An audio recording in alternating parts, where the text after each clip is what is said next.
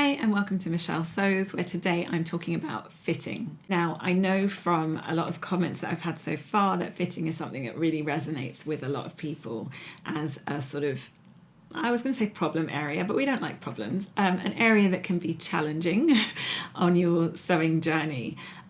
So today I just wanted to give you an overview of the 5-step fitting process that I tend to use when I'm coming to fit something completely new. I don't pretend to have all the answers, but I've reached a point in my sewing journey where I'm reasonably comfortable with fitting things for myself, and I don't tend to feel completely out of my depth anymore when it comes to fitting. So what I'm typically trying to do is find, by comparing my body measurements to the measurements on the pattern, find those big issues, the shoulder being too long or the bust being at a different level to my bust, or my waist being a size bigger than the pattern size, things like that, that you can account for and you can tweak on the pattern pieces before you then cut out even your first toile.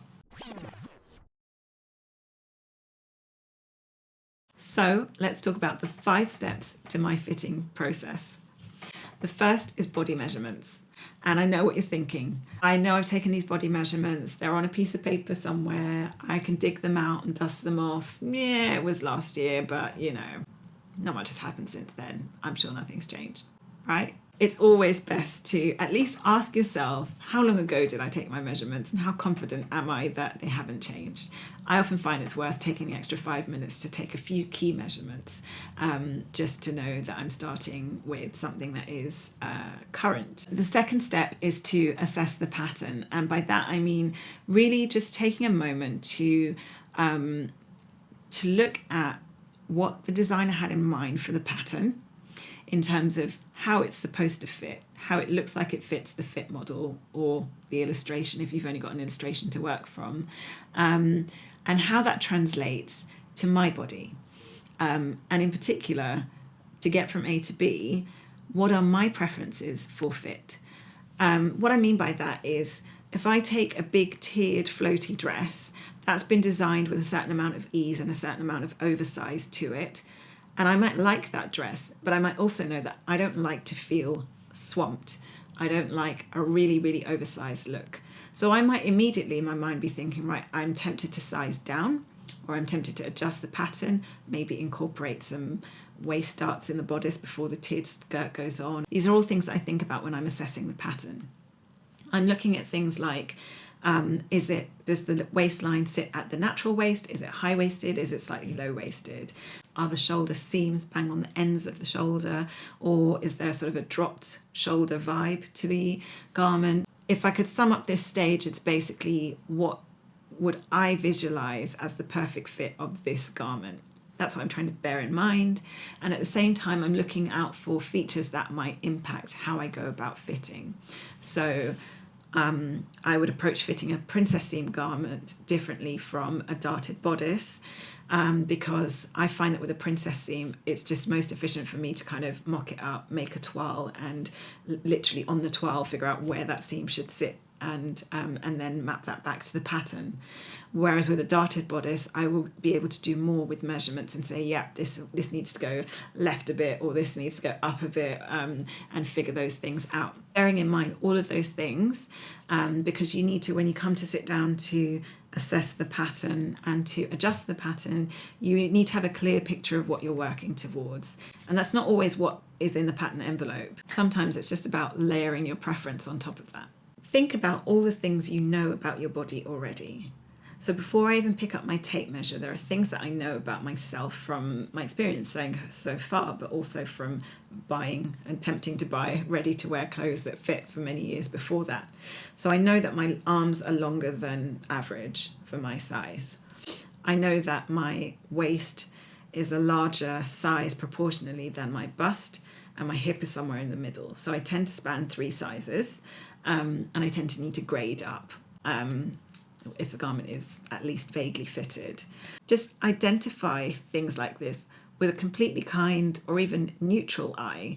All right, there's nothing wrong with my arms being longer than average. When I'm going to make something for myself, I have the power to make the sleeve long enough for my arm. When it comes to selecting your size then, there's one glaring thing that you need to know, which is what is the intended ease in the pattern?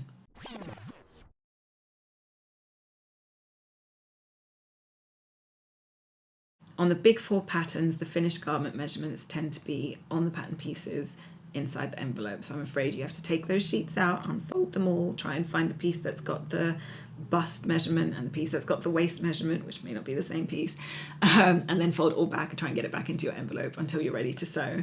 On many other commercial sewing patterns, they will give you the finished garment measurements on the back of the envelope and in the instructions booklet for the garment in question. So how do you know how much ease you actually want to have in your garment? Well, there are two main ways that I figure that out. One is to compare to a previous similar sewing project. So if I'm coming to make a button-down blouse, I would look at a different button-down blouse that I had made and like the fit of, and see which size I made in that particular pattern and what was the finished garment measurement for the bust, waist and hip on that, and then how much ease was there in that pattern.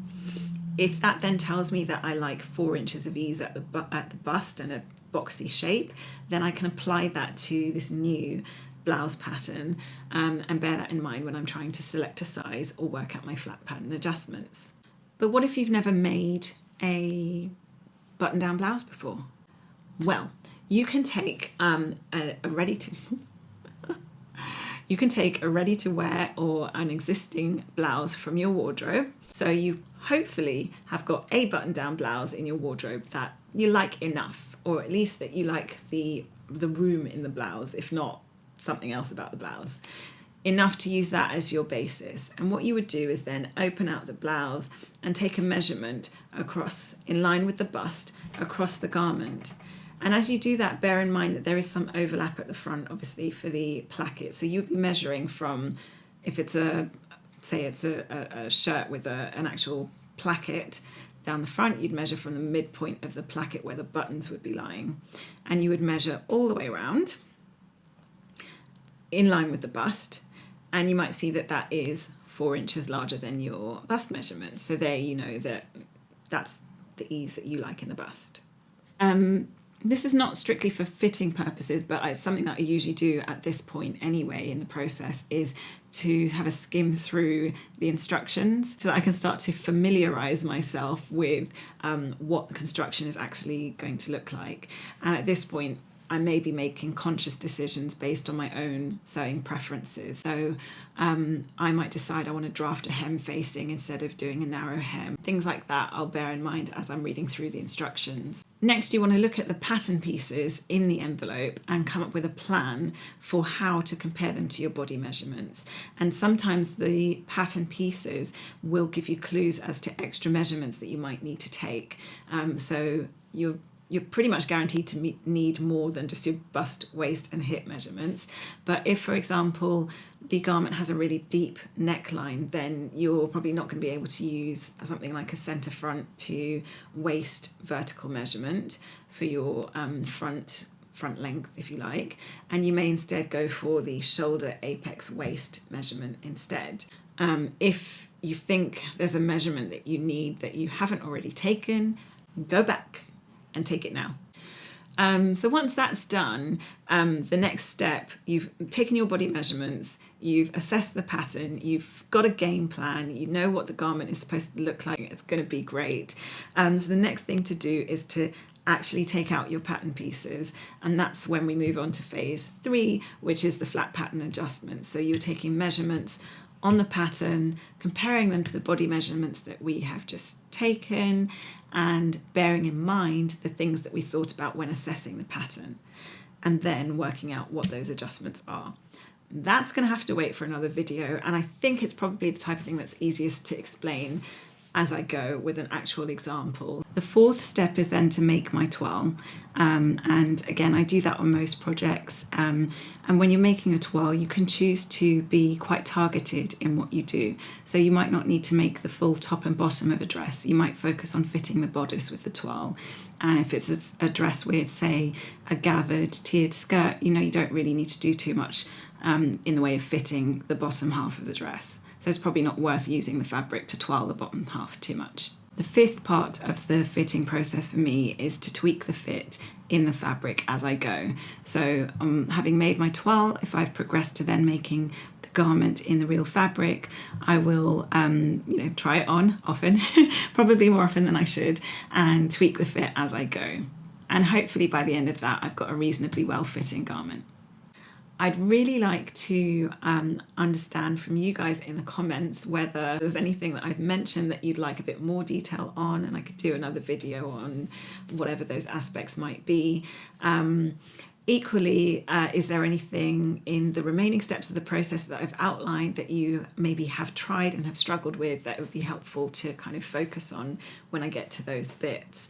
Let me know in the comments, what do you think? Has any of this given you an aha moment? What are you going to try next time that you might not have tried prior to watching this? I'd love to know.